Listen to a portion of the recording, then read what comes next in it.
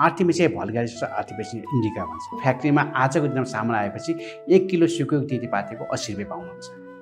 यदि तपाईँले 20 टनभन्दा माथि गर्नुहुन्छ भने त मिनी प्लान्ट तपाईँकै ठाउँमा राखिदिन्छु म, हुन्छ होला। 1 रुपियाँ जग्गाबाट वार्षिक रूपमा चाहिँ 50,000 आम्दानी। पैसा फलाउने तितेपाती कसरी चिन्ने त? यो तितेपाती आर्टिमिसिया इन्डिका प्रजातिको हो र यसलाई चिन्नको लागि चाहिँ यसको पछाडिको भाग चाहिँ सेतो भुवा सिल्भर टाइपको हुन्छ।